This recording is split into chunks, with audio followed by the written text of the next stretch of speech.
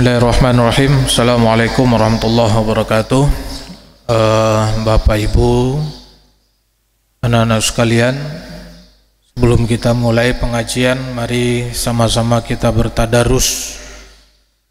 Silakan dibuka Al-Quran atau yang punya aplikasi Al-Quran di HP masing-masing bisa dibuka surat As-Saffat.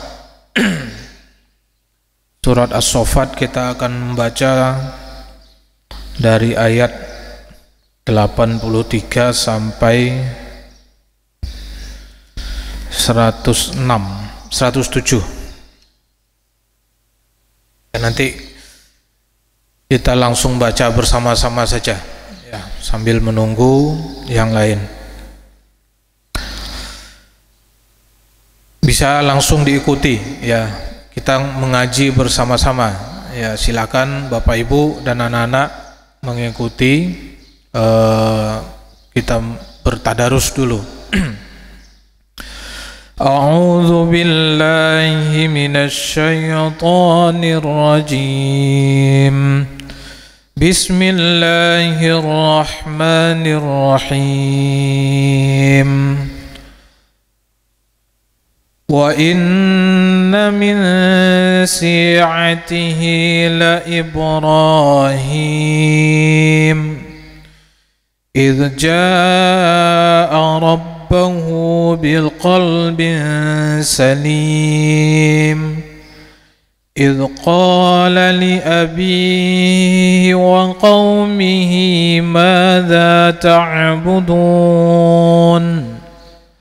أئفكا آلهة دون الله تريدون فما ظنكم برب العالمين فنظر نظرة في النجوم فقال إني سقيم فتولوا عنه مدبرين فراغ إلى آلهتهم فقال ألا تأكلون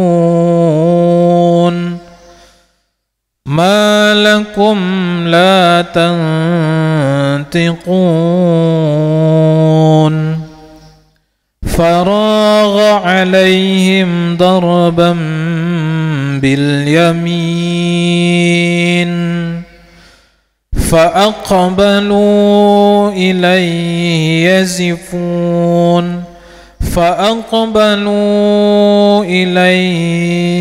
يزفون قال أتعبدون ما تنحتون والله خلقكم وما تعملون قالوا ابنوا له بنيانا فألقوه في الجحيم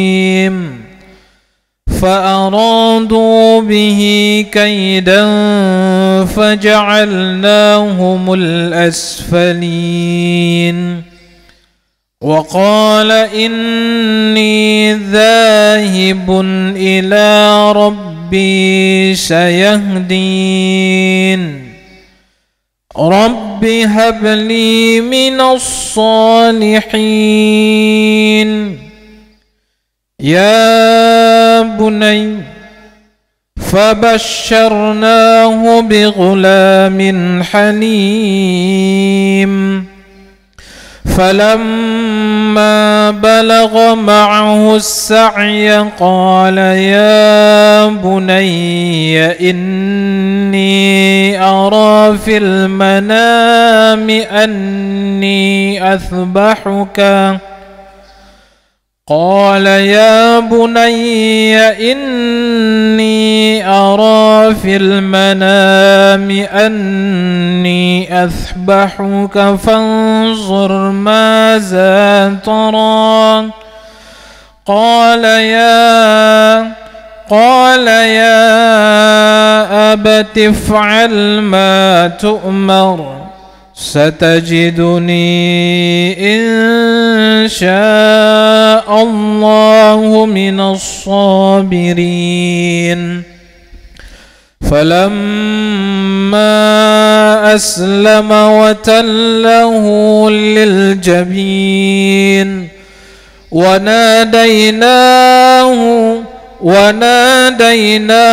أن يا إبراهيم قد صدقت الرؤيا إنا كذلك نجزي المحسنين إن هذا لهو البلاء المبين وفديناه بذبح عظيم صدق الله العظيم الحمد لله رب العالمين والصلاة والسلام على أشرف الأنبياء والمرسلين وعلى آله وصحبه أجمعين أما بعد اللهم صل وسلم وبارك على سيدنا محمد وعلى آله وصحبه أجمعين أما بعد.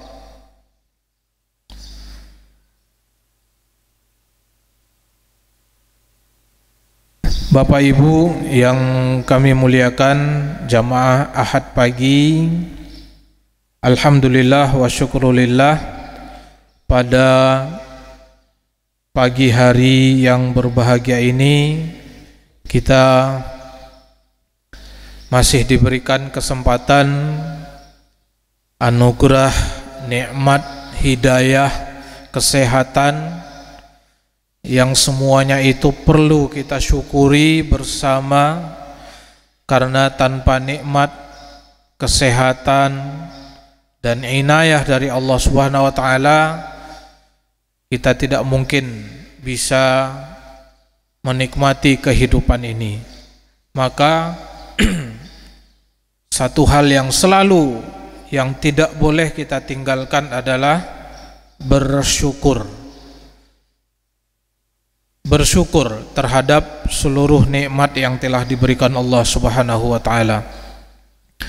Salawat dan salam marilah sama-sama kita kirimkan kepada junjungan kita Nabi besar Muhammad sallallahu alaihi wasallam. Semoga kita semua kelak di yaumil akhir mendapatkan syafaat dari Rasulullah sallallahu alaihi wasallam. Amin amin ya rabbal alamin. Bapak Ibu yang kami muliakan, tidak terasa waktu berjalan, kita telah melewati bulan Zulhijjah, di mana pada bulan ini banyak sekali keistimewaan yang bisa kita dapati. Mungkin Bapak Ibu, anak-anak sekalian sudah banyak mendapatkan pengetahuan dan juga ilmu berkaitan dengan bulan Zulhijjah. Salah satu di antaranya keutamaan berpuasa pada puasa sunnah pada bulan Zulhijjah, terutama pada Yaumul Arafah yang beberapa hari lalu kita laksanakan bersama, di mana pada Yaumul Arafah itu hari yang sangat istimewa, yang hanya ada satu kali di dalam satu tahun, waktunya ditentukan, tempatnya ditentukan, dan tidak ada tempat yang lebih baik daripada Yaumul Arafah. Dan pada hari itu pun salah satu rukun yang menentukan sah dan tidaknya para jamaah haji yang melaksanakan ibadah haji.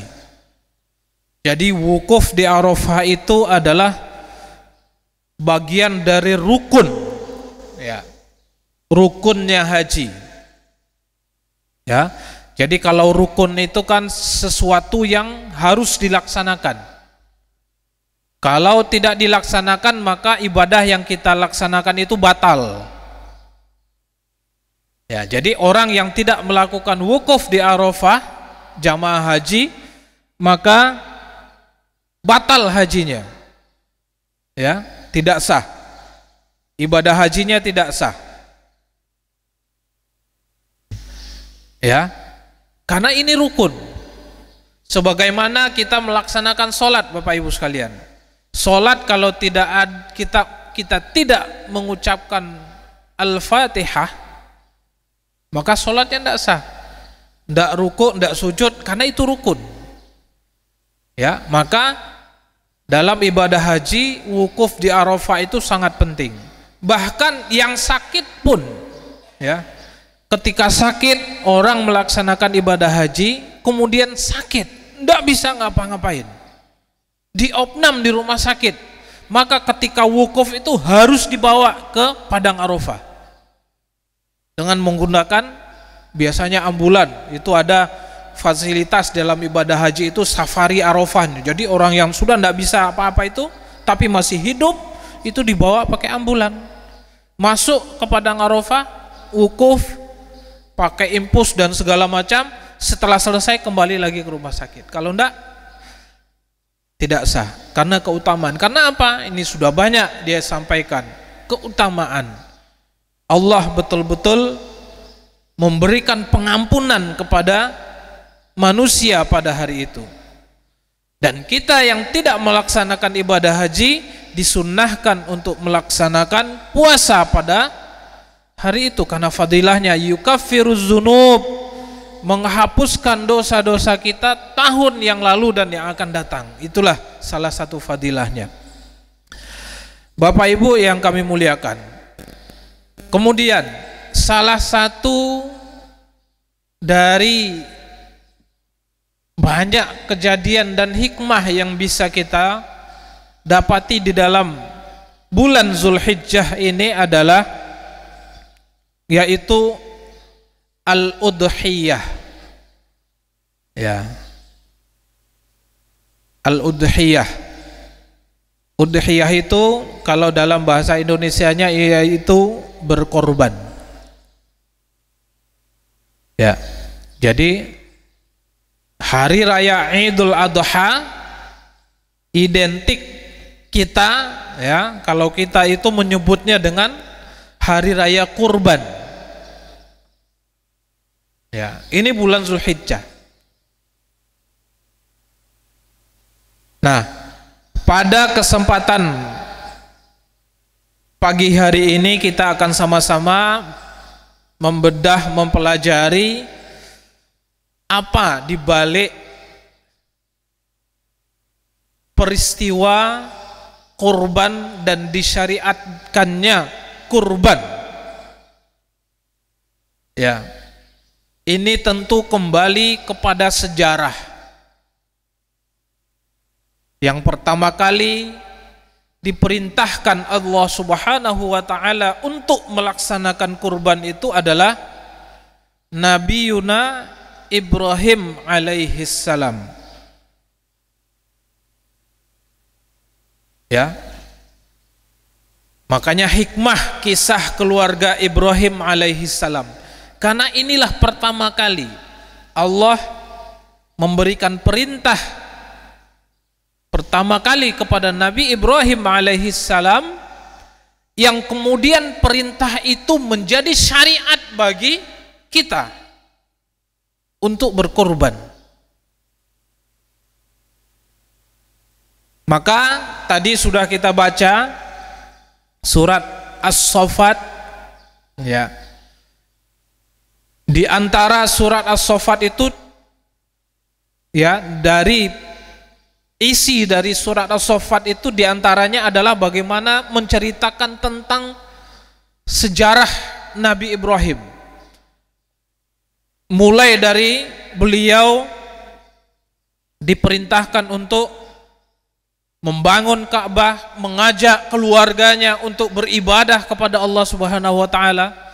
Nabi Ibrahim ini salah satu nabi yang paling banyak ujiannya.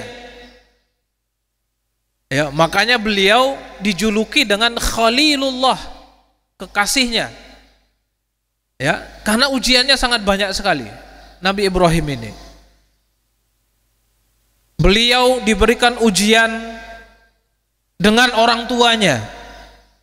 Bagaimana Nabi Ibrahim alaihissalam berusaha untuk membawa keluarganya, orang tuanya untuk beribadah kepada Allah Subhanahu wa taala, tanpa harus mendurhakai, tanpa harus tidak menyakiti orang tuanya, tanpa harus meninggalkan, ya, untuk mendurhakai orang tuanya, tetap hormat kepada orang tuanya walaupun hidayah tidak muncul. Kemudian selanjutnya, sekian lama beliau hidup dan memohon dikaruniai keturunan, puluhan tahun lamanya Allah belum memberikan keturunan.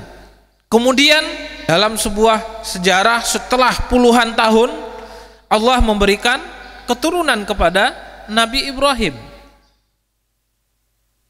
Ketika Nabi Ibrahim telah mempunyai keturunan yang kemudian menjadi seorang nabi juga setelahnya, yaitu Ismail alaihi salam.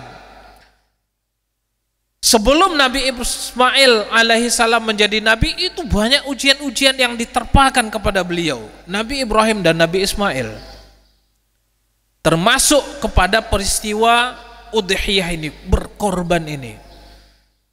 Bagaimana Allah Subhanahu wa taala memerintahkan Nabi Ibrahim alaihi salam, ketika anak yang selama ini puluhan tahun ditunggu oleh Nabi Ibrahim, ketika anak itu tumbuh besar setelah baligh, Allah memerintahkan Nabi Ibrahim untuk menyembelih anaknya. Ini kurban, mengorbankan anaknya. Tapi inilah yang dimiliki oleh Nabi Ibrahim, kesabaran, ketabahan, keikhlasan dalam mengikuti dan menjalankan perintah Allah Subhanahu wa taala. Bapak Ibu yang kami muliakan, ini kita akan kutip sebuah ayat yang kita baca tadi, surat As-Saffat ayat 102. Falamma balagha ma'ahu as-sa'ya qala ya bunayya inni ara fil manami anni azbahuka fanzur madza tara.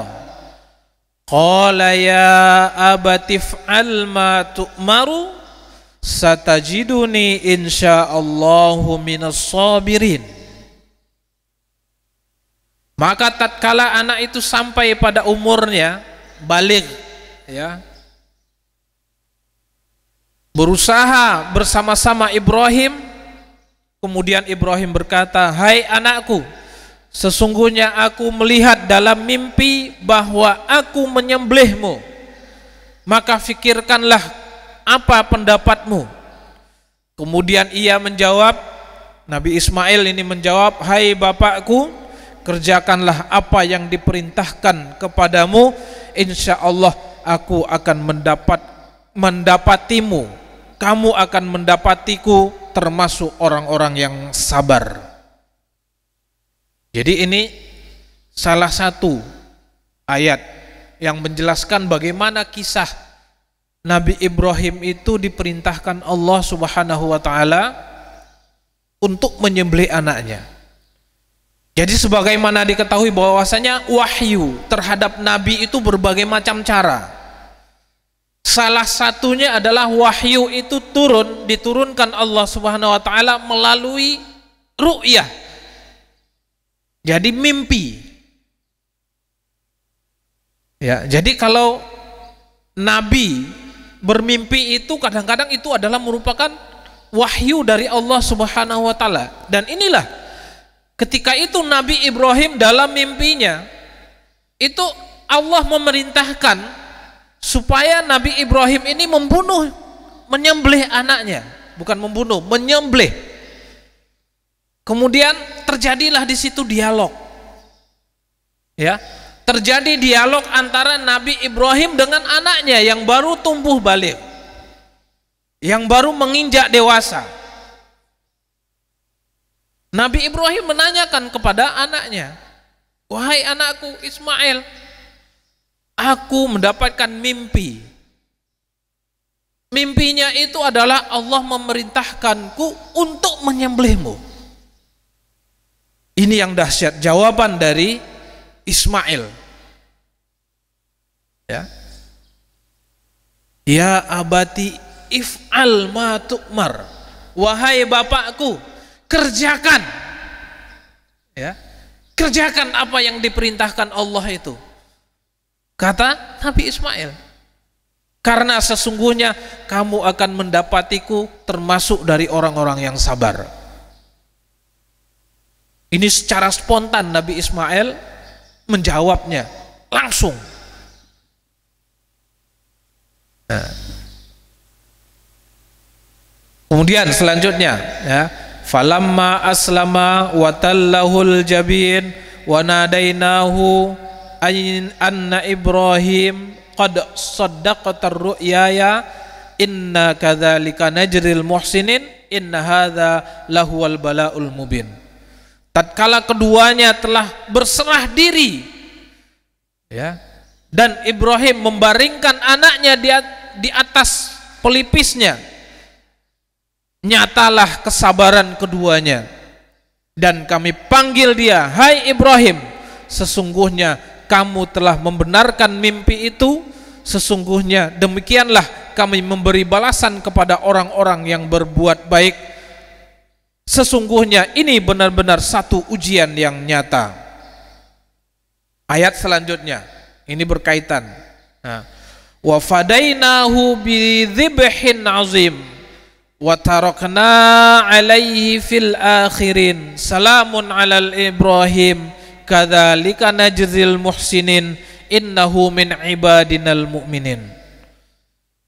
Dan kami tebus anak itu dengan seekor sembelihan yang besar. Kami abadikan untuk Ibrahim di kalangan orang-orang yang datang kemudian, yaitu kesejahteraan dilimpahkan atas Ibrahim. Demikianlah kami memberikan balasan kepada orang-orang yang berbuat baik. Sesungguhnya ia termasuk hamba-hamba kami yang beriman. Ya. Jadi Nabi Ibrahim ketika mendapat perintah dari Allah dengan penuh kesabaran melaksanakan perintah itu, walaupun perintah itu menyengsarakan dirinya, membuat dirinya sedih, merugikan dirinya sendiri. Coba bayangkan Bapak Ibu sekalian, itu kan harta yang paling besar bagi seorang yang sudah puluhan tahun menunggu kehadiran seorang putra, kemudian diperintahkan Allah untuk menyembelih. Tetapi Nabi Ibrahim dalam saat itu tidak berpikir panjang, bahkan langsung memberikan, ya, berdialog dengan anaknya yang akan disembelihnya. Ini adalah bentuk ketaatan yang sangat luar biasa. Nah, Bapak Ibu sekalian, apa pelajaran, ya, yang bisa kita ambil dari beberapa ayat di atas? Ya. Ini ada beberapa pelajaran yang bisa kita petik. Pelajaran pertama, Ya. Dialog seorang ayah dengan anaknya.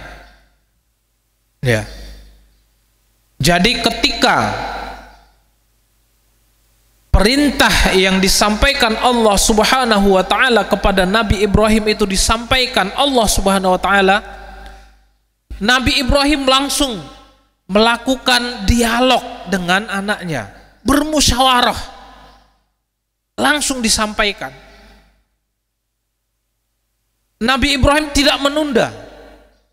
Ketika beliau terbangun dari bangunnya, dari tidurnya terbangun, langsung mencari Nabi Ismail, memanggil Nabi Ismail dan menceritakan apa yang terjadi, apa yang dialami oleh Nabi Ibrahim alaihissalam tentang perintah Allah Subhanahu wa taala untuk menyembelihnya.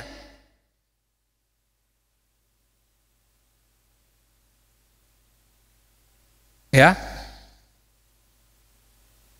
Dan di dalam ayat ini, dalam perintah ini, bahwasanya Nabi Ibrahim dan Nabi Ismail itu tidak semena-mena dan tidak menentang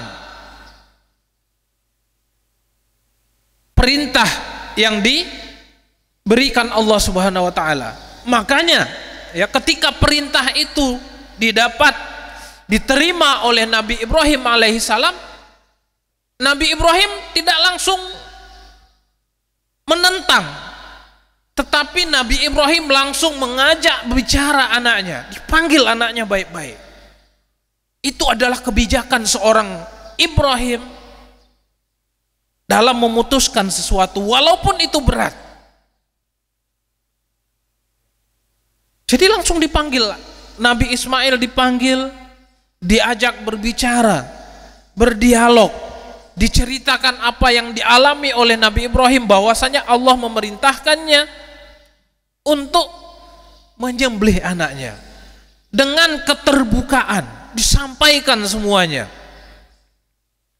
Dan dari dialog yang kedua itu kan bisa kita lihat, ya, dari dialog yang ada, yang disampaikan, yang dimaktubkan, yang ditulis kembali oleh Allah Subhanahu wa taala di dalam Al-Qur'an. Ini pelajaran yang sangat luar biasa.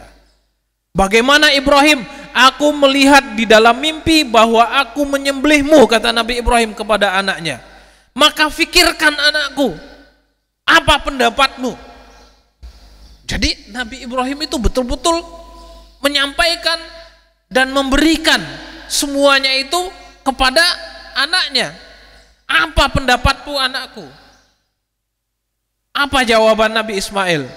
Hai bapakku, kerjakan apa yang diperintahkan Allah kepadamu, insya Allah kamu akan mendapatkanku termasuk orang-orang yang sabar.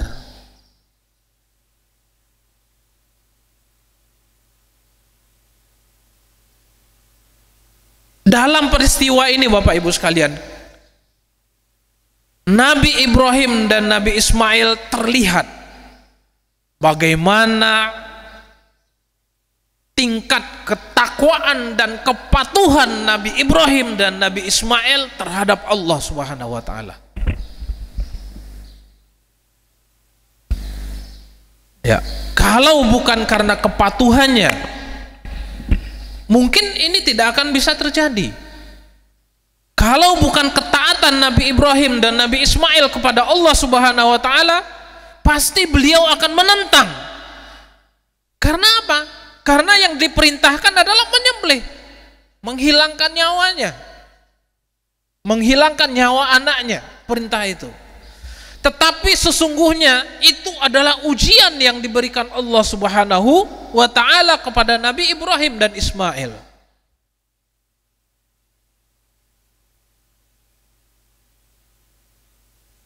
Nah ini, ya. Waqad sadaqta ru'ya inna kadzalika najzil muhsinin. Ya, itu bagian daripada ujian yang didapati, yang diterima oleh Nabi Ibrahim alaihissalam dan Ismail. Ujian tentang ketaatan kepada Allah Subhanahu wa taala. Ujian kesabaran. Ya. Karena keikhlasan dari mereka berdua itu telah teruji, maka ketika Nabi Ibrahim ingin menyembelih, sudah dipelipis itu.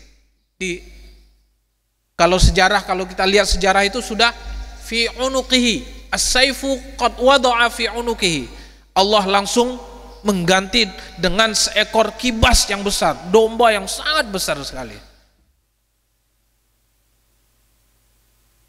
Berarti ini kan menunjukkan bahwasanya dengan penuh kesabaran, dengan kesabaran yang dimiliki oleh seseorang itu, Allah pasti akan menggantinya.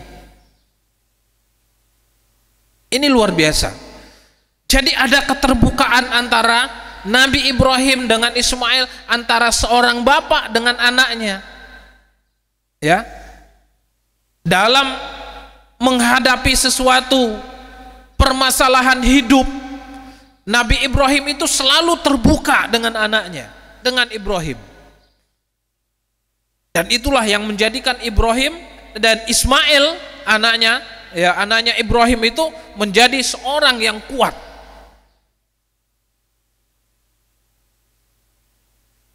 Kemudian Bapak Ibu sekalian, nah ini pelajaran kedua. Ya, ayat yang selanjutnya. Falamma aslama wa tallahul jabini wa nadainahu anna Ibrahimu qad sadaqatar ru'ya inna kadzalika najril muhsinin inna hadza lahuwal balaul mubin. Ini pelajaran kedua yang bisa kita petik dari sejarah ini. Nah, langsung saja ya. Berserah diri kepada Allah Subhanahu wa taala secara totalitas. Ya. Inilah keistimewaan dari Nabi Ibrahim alaihissalam, salah satunya. Totalitas ketaatan kepada Allah Subhanahu wa taala, berserah diri kepada Allah Subhanahu wa taala, percaya terhadap apa yang diperintahkan Allah Subhanahu wa taala. Ikhlas menerima dan menjalankan perintah Allah Subhanahu wa taala apapun resikonya. Ya. Memang ini nabi dan rasul itu luar biasa. Ujian yang diberikan kepada beliau, kepada nabi dan rasul. Ya. Sadar bahwa semua yang terjadi adalah ujian dari Allah Subhanahu wa taala. Tahan dan sabar dalam menghadapi ujian-ujiannya. Ya. Jadi dari sejarah ya, bagaimana perintah-perintah itu disampaikan oleh Allah Subhanahu wa taala, diperintahkan Allah melalui Nabi Ibrahim, bagaimana sikap Nabi Ibrahim dan Ismail menerima perintah-perintah tersebut. Nabi Ibrahim mencontohkan kepada kita, beliau menerima perintah itu, menerima putusan Allah Subhanahu wa taala itu penuh dengan kepasrahan yang total kepada Allah Subhanahu wa taala. Karena semuanya itu milik Allah Subhanahu wa taala dan akan kembali kepada Allah. Anak itu adalah titipan Allah Subhanahu wa taala. Beliau sampai kepada titik itu ketaatannya dan ikhlas menerima dan menjalankan perintah Allah Subhanahu wa ta'ala.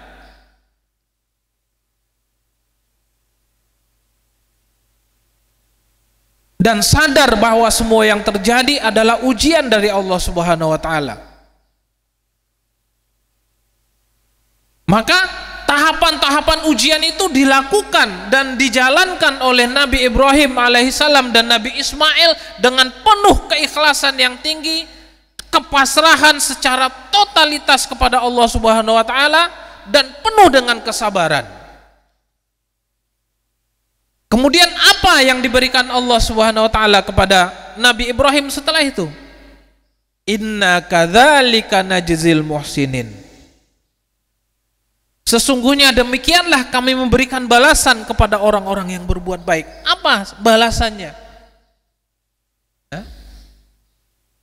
Wa fadainahum bidzabhin azim. Itu karena kesabaran Nabi Ibrahim dan Nabi Ismail, ketabahan Nabi Ibrahim dan Nabi Ismail, ya, karena totalitas kepatuhan kepada perintah Allah Subhanahu wa taala, Nabi Ibrahim dan Nabi Ismail itu mendapatkan ganjaran dan balasan langsung dari Allah Subhanahu wa taala dengan mengganti kurban yang diberikan itu dengan bidzibhin azim. Nah ini, wa fadainahum bidzibhin azim. Ya, jadi Allah langsung mengganti. Nah, ini pelajaran selanjutnya. Ya, ya, karena Allah, ya, dari kesabaran Nabi Ibrahim, keikhlasan, ketaatan kepada Allah Subhanahu wa taala, ya. Kemudian Allah Subhanahu wa taala wa fadainahum bidzabhin azim, mengganti semuanya itu dengan sembelihan yang besar, domba yang besar. Karena dengan ketaatan itu Allah langsung memberikan ganti pada saat itu juga. Ini membuktikan bahwasanya Allah, pelajaran yang bisa kita ambil, Allah Maha Adil dan bijaksana. Bahwasanya Allah Subhanahu wa taala tidak mungkin mencelakakan hambanya. Ya, tidak mungkin Allah itu mencelakakan hambanya sendiri.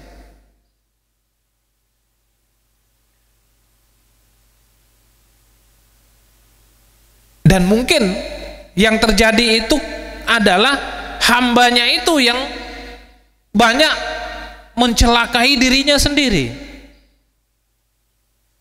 Allah tidak akan pernah mencelakakan diri hambanya.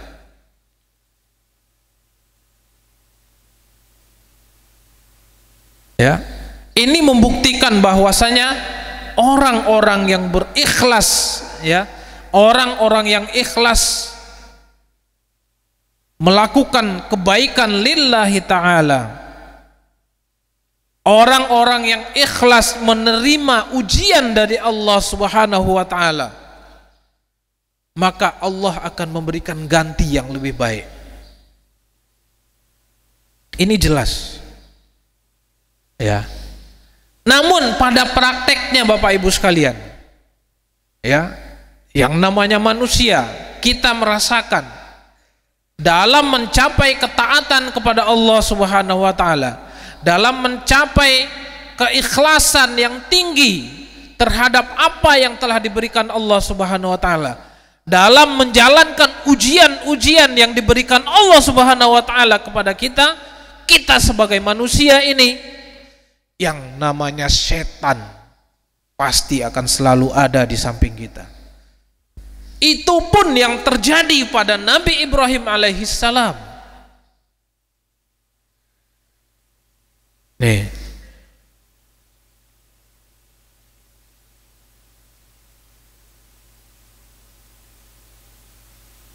dalam kisah itu, ya,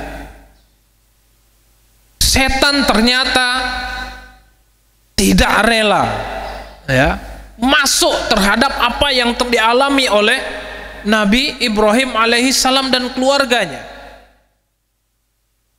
Bayangkan Bapak Ibu, ya, ketika Nabi Ibrahim mendapatkan perintah dari Allah Subhanahu wa taala, itu kan memanggil anaknya, ya.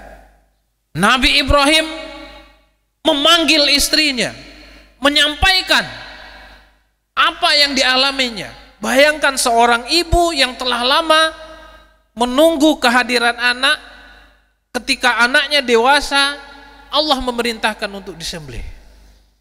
Setan masuk, menggoda Nabi Ibrahim, menggoda Siti Hajar, ibunya Nabi Ismail, dan menggoda Nabi Ismail sendiri. Ya, setan masuk dalam berbagai macam cara. Ya, setan masuk untuk menggoda, untuk meruntuhkan keimanan daripada Nabi Ibrahim. Maka di dalam antara Ibrahim, kemudian Hajar, kemudian Ismail, itu kan bapak, ibu, dan anak, semuanya mendapatkan godaan dari setan. Supaya apa? Supaya tidak mengikuti perintah Allah tersebut. Karena apa? Yang ini kan perintahnya itu adalah untuk menjembelih Ibrahim, Ismail, anaknya sendiri yang sudah lama ditunggu-tunggu. Ibaratnya harta yang paling mahal didapati harus dilepas waktu itu. Ya, itu kan macam-macam itu, setan itu menggoda Nabi Ibrahim itu. Namun inilah salah satu kekuatan dari Nabi Ibrahim alaihissalam, kekuatan Nabi Ismail alaihissalam, dan kekuatan ibunda Siti Hajar, karena itu adalah perintah Allah Subhanahu wa taala. Semuanya ditinggalkan.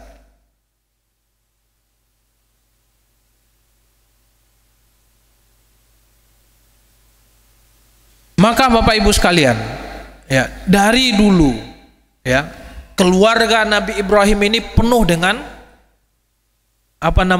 kejutan-kejutan dari Allah, imtihan, ujian dari Allah Subhanahu wa taala. Ya. Sebelum udhiyah ini, ya, ada satu peristiwa lagi yang itu sangat dirasakan oleh Nabi Ibrahim dan Siti Hajar, istrinya Nabi Ibrahim. Ini termasuk di dalam sejarah munculnya mata air Zam-Zam di Mekah. Ketika itu, dan ini sejarah disyariatkannya bagi orang yang melaksanakan haji dan umroh untuk sa'i. Ini juga terjadi kepada Nabi Ibrahim dan Siti Hajar. Ketika Nabi Ibrahim berada di Ka'bah waktu itu, ya, di Mekah, kota Mekah yang dulu itu, Mekah itu adalah bukan seperti sekarang. Kota Mekah itu adalah dulunya adalah lembah yang tidak ada tanam-tanaman, yang ada hanya batu cadas di tengah gurun itu, kering. Ya. Ketika itu Nabi Ismail baru lahir, masih merah. Ya. Yang ada ketika itu hanya Nabi Ibrahim, Siti Hajar, dan Nabi Ismail yang masih bayi, masih merah, baru lahir. Ketika itu Nabi Ibrahim pun mendapat ujian yang sangat berat. Di tengah lembah terik panas yang sangat menyengat, Allah memerintahkan Nabi Ibrahim untuk meninggalkan istrinya dan anaknya yang masih bayi. Sedangkan anaknya waktu itu masih mencari, beliau itu sedang mencari air minum karena anaknya menangis karena minta susu. Tetapi Nabi Ibrahim ketika itu dapat perintah oleh Allah Subhanahu wa taala untuk meninggalkan anak istrinya untuk pergi ke Palestina. Maka pergilah Nabi Ibrahim meninggalkan. Karena itu perintah Allah. Siti Hajar mengikhlaskan, pergilah karena ini adalah perintah Allah. Nah, ketika itu tinggallah Siti Hajar dan Ismail yang masih bayi. Bayi yang masih membutuhkan air susu, itu kan pasti menangis setiap hari dalam terik matahari. Siti Hajar yang seorang ibu tentu akan mencari karena air susunya sudah habis karena tidak ada air. Kemudian Siti Hajar melihat ada sebuah bukit di sampingnya, yaitu sekarang Bukit Sofa. Beliau naik ke atasnya. Untuk apa? Untuk mencari, mudah-mudahan ada kafilah yang lewat di situ untuk yang membawa air, karena dia butuh air supaya anaknya bisa menyusui. Dilihatlah di atas bukit itu, tidak ada satupun kafilah. Kemudian Siti Hajar melihat di depannya ada bukit lagi, larilah Siti Hajar itu ke bukit satunya, yaitu Bukit Marwa sekarang. Itu jaraknya sekitar 400 meter, itu lari Siti Hajar itu. Tujuannya apa? Sama, untuk mencari kalau ada kafilah yang lewat, untuk mencari seteguk air supaya anaknya bisa minum. Itu yang dilakukan, bolak-balik. Untuk apa? Untuk supaya menghidupi anaknya, mencari kehidupan untuk anaknya Ismail yang masih bayi. Tetapi apa? Itulah bentuk kesabaran dari Siti Hajar. Apa yang terjadi? Setelah berkali-kali antara Sofa Marwa lari, kemudian Siti Hajar melihat di samping Nabi Ismail itu yang masih bayi itu ada segerombolan burung. Kalau ada burung itu kan berarti mungkin ada air yang mungkin lagi minum. Ternyata betul, ketika didekati, Nabi Ismail itu sedang menghentakkan kakinya yang kecil itu ke tanah. Ketika dihentakkan kaki ke tanah, muncullah air. Dan sekarang kita nikmati sebagai air Zam-Zam, kehidupan. Maka sa'i itu kan salah satu ibadah yang diambil dari kata kerja, usaha. Ya. Kalau tawaf itu kan mengelilingi, ini kan usaha. Sa'i itu kan, sa'yun itu usaha. Usaha menghidupi. Itu bagian dari cobaan yang sangat luar biasa kepada Siti Hajar. Tetapi apa? Allah langsung memberikan balasan. Karena apa? Kesabaran yang dimiliki oleh Siti Hajar. Kesabaran yang dimiliki oleh keluarga ini. Maka dari itu Bapak Ibu sekalian, inilah yang bisa kita petik pelajaran yang sangat besar sekali. Bagaimana keikhlasan, bagaimana kesabaran dari keluarga Nabi Ibrahim alaihissalam, Siti Hajar dan Nabi Ismail alaihissalam terhadap seluruh cobaan-cobaan yang diberikan Allah Subhanahu wa taala kepadanya. Walaupun ya rintangan dari setan itu banyak sekali. Maka dari itu Bapak Ibu sekalian, kunci dari keselamatan hidup ini adalah menang dalam pertarungan melawan setan. Kalau seandainya Nabi Ibrahim alaihissalam, Nabi Ismail dan Siti Hajar ya tergoda oleh rayuan setan, maka ini tidak akan terjadi. Itu kan ketika Nabi Ibrahim akan menyembelih itu kan luar biasa. Maka ada sejarahnya. Ini dia nih. Ketika haji ada balang jumroh, lontar jumroh. Ini adalah ekspresi pertarungan melawan setan yang kita wujudkan melalui lontar jumroh selama kita mabit di Mina, orang yang melaksanakan ibadah haji. Ya, itu simbol. Jadi ketika Nabi Ibrahim itu nanti kalau yang melaksanakan ibadah haji itu ada itu di Mina itu ada sebuah bukit, ya, tempat di mana Nabi Ibrahim itu akan menyembelih Nabi Ismail. Itu dekat Jamarat ini, tempat balang jumroh itu. Jadi ketika Nabi Ibrahim sedang menuju ke tempat menyembelih anaknya itu kan, wah setan itu luar biasa menggoda Nabi Ibrahim, Nabi Ismail dan ibunya. Makanya ketika Nabi Ibrahim digoda itu ya salah satu cara yang dilakukan oleh Nabi Ibrahim adalah dengan melemparnya, dilemparlah pakai kerikil. Supaya apa? Setan itu lari, supaya tidak menggodanya lagi. Dan itulah yang dilakukan sekarang, simbol. Jadi orang yang melaksanakan balang jumroh, lontar jumroh itu adalah sesungguhnya sebagai simbol bagaimana kita melawan setan, mewujudkannya. Yang kita wujudkan melalui, jadi bukan, itu hanya simbol, ya, melalui tugu-tugu yang ada itu. Dan itu diwajibkan, ya. Supaya apa? Ketika kita melontar jumroh itu, di pikiran kita itu bukan balang setan, tidak. Bagaimana kita terhindar, bagaimana kita keluar dari godaan setan, ya. Tentu dengan keimanan. Ini kalau bukan karena keimanan dan kesabaran dari Nabi Ibrahim alaihissalam, ini tidak terjadi, ya.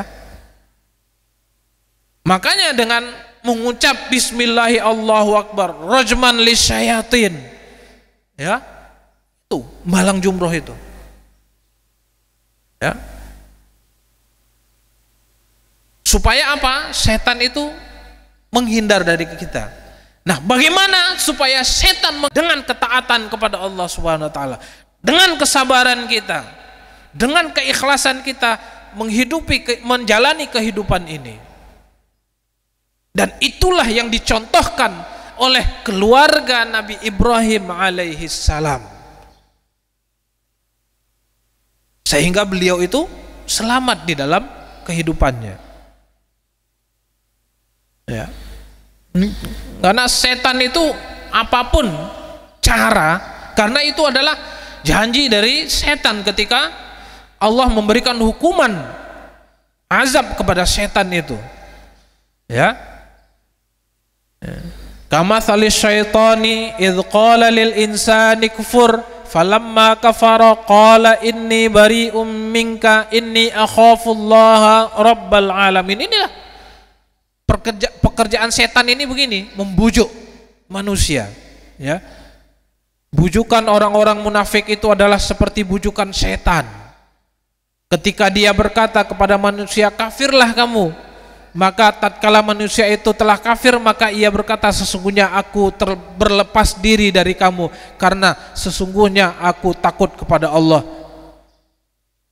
Sebenarnya setan itu juga takut kepada Allah, tetapi dia menggoda manusia. Inilah kerjaannya setan itu, ya. Jadi dari segala macam penjuru itu diserang manusia itu, ya. Dan setan itu pun juga tingkatannya banyak, ya, menyesuaikan dengan manusia yang akan digodanya, ya.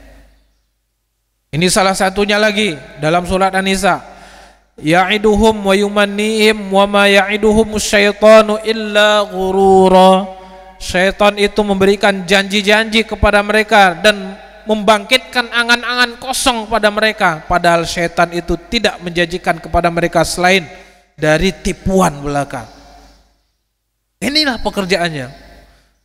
Jadi yang terjadi kepada Nabi Ibrahim itu juga seperti itu, digoda, ya. Nabi Ibrahim sendiri digoda, itu anak yang sudah lama kamu harap-harapkan, sekarang sudah, ngapain kamu sembelih? Nabi Ismail juga bertubi-tubi ujiannya. Kepada Siti Hajar ibunya pun itu bertubi-tubi ujiannya, ya. Tetapi itulah dengan modal keikhlasan, ketaatan kepada Allah Subhanahu wa taala, Allah memberikan, ya, balasan yang langsung ketika itu. Dan ini menjadi pelajaran yang sangat berharga bagi kita semuanya. Bapak Ibu yang kami muliakan, itulah beberapa kisah Nabi Ibrahim, keluarga Nabi Ibrahim yang bisa kita teladani.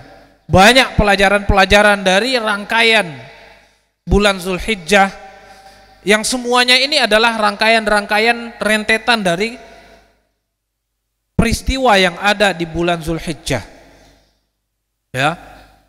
Makanya ketika pelaksanaan ibadah haji semuanya itu dilaksanakan, ya, wukuf di Arafah, ya, karena disitulah di Arafah itu Nabi Ibrahim alaihissalam juga mendapatkan pelajaran manasikul hajj, manasik haji, bagaimana tata cara pelaksanaan ibadah haji, pertama kali itu kepada Nabi Ibrahim, kemudian diperintahkan kepada Rasulullah SAW. Kemudian bagaimana kita di Mina, ibadah yang kita laksanakan di Mina, dengan salah satunya adalah melontar jumroh pada hari-hari tasyrik, Yaumun Nahar, ya, 11, 12 dan 13 Zulhijjah. Karena ini adalah hari-hari Yaumun Nahar, itu kan Yaumul Kurban. Karena inilah yang dialami oleh Nabi Ibrahim alaihissalam. Maka hikmah yang kita ambil, marilah sama-sama kita berusaha untuk tetap meningkatkan diri kita, ketaatan kita kepada Allah Subhanahu wa taala. Bagaimana tingkat kesabaran kita di dalam menjalankan ujian-ujian dari Allah Subhanahu wa taala. Karena Bapak Ibu sekalian, orang yang melaksanakan ujian-ujian itu indikatornya ada dua. Bil imtihani yukramul mar'u au yuhan. Bil imtihani yukramul mar'u au yuhan. Dengan ujian itu maka manusia itu akan diberikan keistimewaan, lulus dalam ujian, ya, ikram, mendapatkan kemuliaan, ya, dengan ujian itu manusia akan mendapatkan kemuliaan, dan dengan ujian itu pun manusia akan mendapat kehinaan. Berarti orang yang mulia lulus dalam ujian, orang yang hina tidak lulus akan di dalam ujian. Ujian itu indikatornya hanya itu, lulus dan tidak lulus. Maka orang yang lulus akan mendapatkan kemuliaan, yang tidak lulus akan mendapatkan kehinaan dari Allah Subhanahu wa taala. Maka inilah yang harus kita perhatikan dalam kehidupan kita. Jangan sampai kita menjadi orang-orang yang hina di sisi Allah Subhanahu wa taala.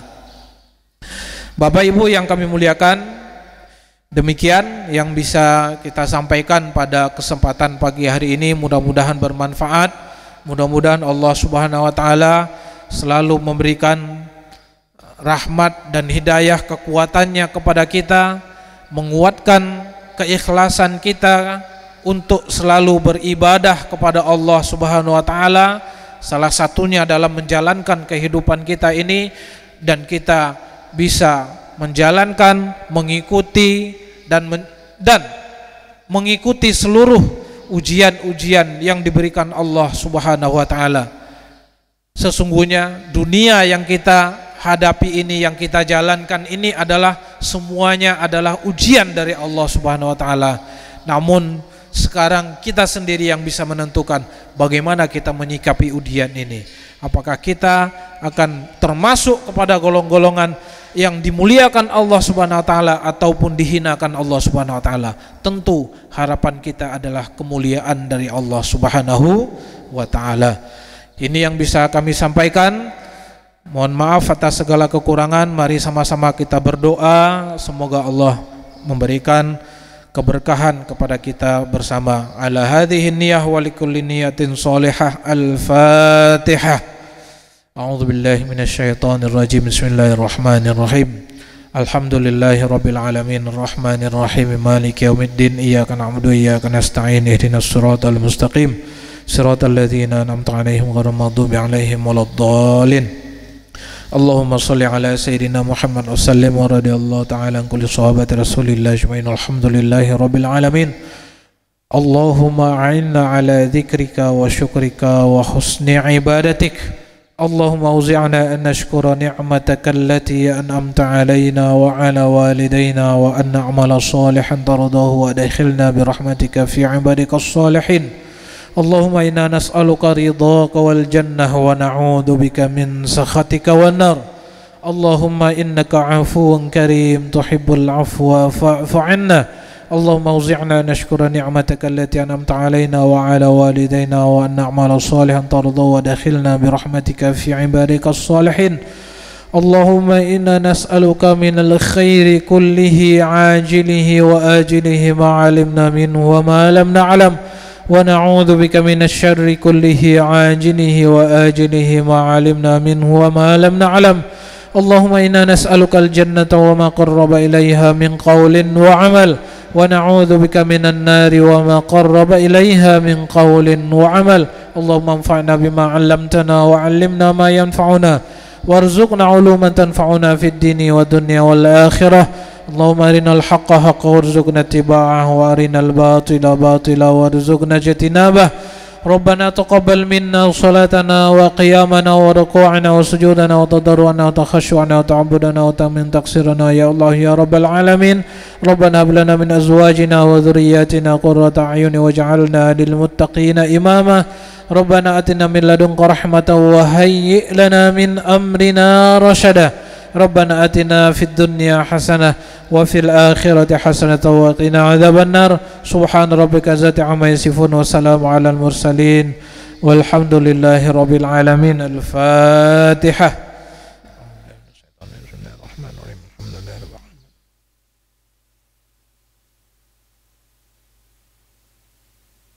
Assalamualaikum warahmatullahi wabarakatuh.